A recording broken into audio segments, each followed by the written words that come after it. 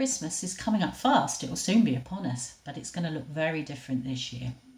At work, we normally do the whole Christmas thing. We have a Christmas lunch together. We bring lots of food, we have fun, we have crackers, we exchange presents, cards, we do a quiz, we play games. We do all those things you do when you get together. And then we also normally go out for dinner and do some dancing as well. This year, of course, we're not going to be able to do any of that. So this year, we're going to have a virtual Christmas party.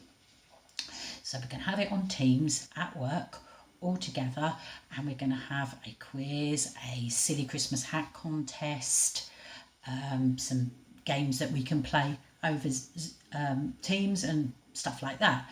It'll be a bit of fun, and we'll have lunch together as well, although obviously virtually. One of the things we're doing this year is, because we can't do a normal Secret Santa, is we're looking at doing a virtual Secret Santa. The idea is you get somebody's name and then you go on the internet and then you choose what you think is the most appropriate present for them.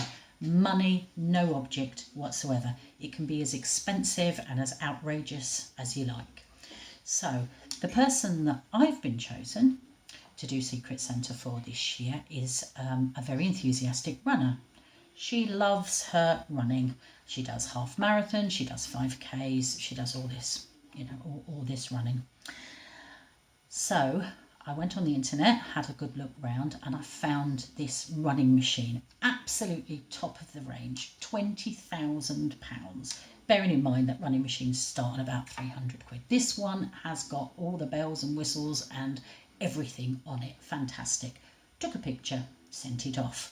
We'll see what happens. They'll probably guess it's for her. She's a well-known runner, but something for her. So, if money was no object for you, what would you give to your family and friends this Christmas? What would be on your present list for them this Christmas? The prophet Elijah, and then Matthew in 1:23, who quotes the prophecy as being fulfilled, said, "The Lord himself will give you the sign. Look, the virgin will conceive a child. She will give birth to a son and will call him Emmanuel," which means God is with us.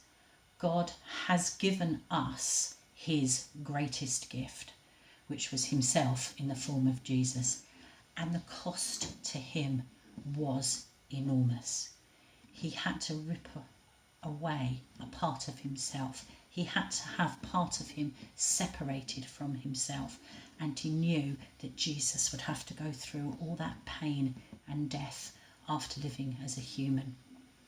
And it's the gift that keeps on giving, because he's also given us the Holy Spirit when Jesus went back, and he never leaves us. So that truly is the gift that keeps on giving. So what gift should we give back to God? What's on his wish list? There's only one thing, and it's simply you. What he wants is your time, your attention, and your presence. That's the best present that you could give God, is your presence. Bad pun, I know. So this Christmas, we've had so much taken away from us and had to cope with so many different ways of doing things. However, for most of us, more time is something that has been given to us this Christmas. We should see it as a gift from God to use with him. Sometimes we are so busy doing things for God that we forget to be with him. Now, of course, we know that faith without works is dead. James reminds us of this in his letter. But works without God's guidance can be just as futile. So I encourage you this Christmas to use this period to spend time just being in his presence. By all means, spend time in prayer, worship, and the word.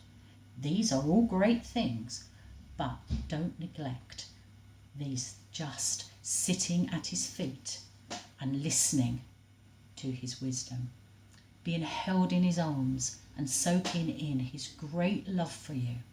Go walking with him and explore the beauty of this world together. So what is on God's wish list? Simply, you are. Billy Graham said, "Nothing can calm our souls more or better prepare us for life's challenges than time spent alone with God.